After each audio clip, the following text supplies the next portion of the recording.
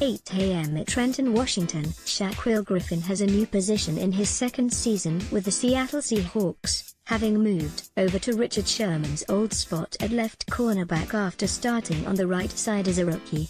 But if you assume it has been a difficult transition for Griffin, well, he swatted away that notion like any good cornerback would swat away a sideline fade.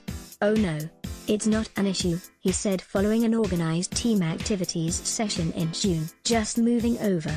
It's a little different step for me, but nothing that I can't focus on." While the adjustment has, by all accounts, been a subtle one for Griffin, it's a significant switch on a few levels. There's what it symbolizes: Griffin, who appears to be one of Seattle's young cornerstone players, stepping into the role previously held by a franchise legend. And there is what it means for the Seahawks defense, having Seattle's best cornerback in the spot where it makes the most sense tactically to have him. When asked about the reasoning behind moving Griffin, coach Pete Carroll pointed to how veteran Byron Maxwell has played well on the right side. He started there opposite Sherman during his first stint with the Seahawks. Then he played on the left side last season once Seattle brought him back following Sherman's season-ending Achilles injury. Maxwell is the favorite to start at right cornerback after Seattle resigned him to a one-year deal. But there's more to the switch than that. It isn't as much about wanting Maxwell on the right side as it is about wanting Griffin on the left side. The defense's left is the offense's right, and that's generally the preferred side of the field for quarterbacks. With right-handed quarterbacks, most of the coaches that I was ever around wanted to structure the plays, especially progression read plays, to be able to throw it to their front side, their right side, the strong side of their arms, said ESPN college football analyst Brock Huard, a former quarterback who played for the Seahawks and Indianapolis Colts during his 6-year NFL career. So for right-handers, that's going to be the right side of the field, and the numbers do, I think, typically bear that out over the course of games, over the course of seasons. That's where more of the football attempts are going to go, and thus you want your best player, your shutdown guy, to play that side of the field. The numbers do show a slight edge for right-side throws. Since 2008, 30 quarterbacks, all right-handers, have attempted at least 2,000 passes. Those 30 QBs have combined for 45,430 throws to the left side of the field, defined as to the left of the hash marks, compared to 49,879 throws to the offense's right side. Shaquill Griffin, 26, credited Seahawks legend Richard Sherman, 25, for teaching him how to be a professional. Griffin said he is honored to be playing on the left side now.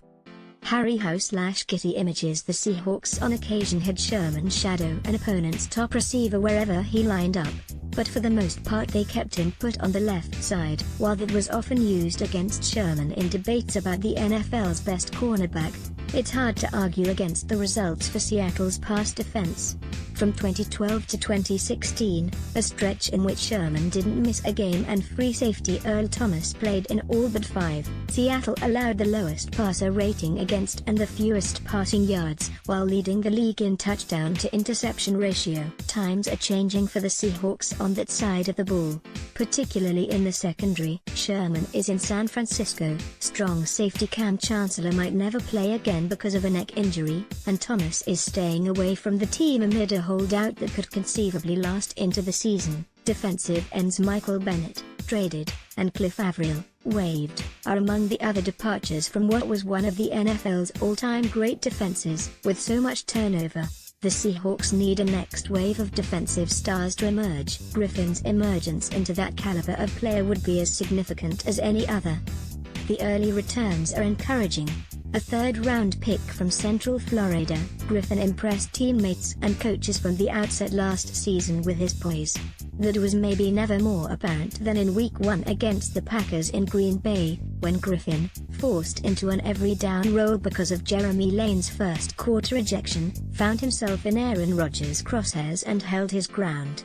He finished the season with 1 interception and led the Seahawks with 15 passes defensed, which was 16th most in the NFL. Save for a long completion against Washington in Week 9 that set up the Redskins' winning touchdown, Griffin did what the Seahawks demand their cornerbacks to do above all else: prevent the deep ball.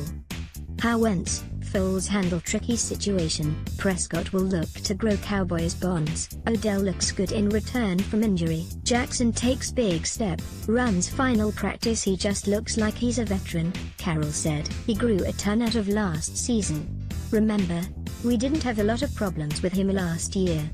There was not an inconsistency to him. There was not the rookie wall. There was none of that kind of stuff. He just kept cruising all the way through and had a really consistent first season, and he has just kind of picked up where he left off. It's kind of like, on the other side of the ball. One of the things Russell Wilson has always impressed us with is how consistently he approaches everything. There's never much fluctuation in his intensity and his focus. I see that in Shaq. He has had a great body of work that he put together in this off-season getting ready, so it's a good sign. It means that last season didn't affect him in any negative ways, didn't distract him in any ways.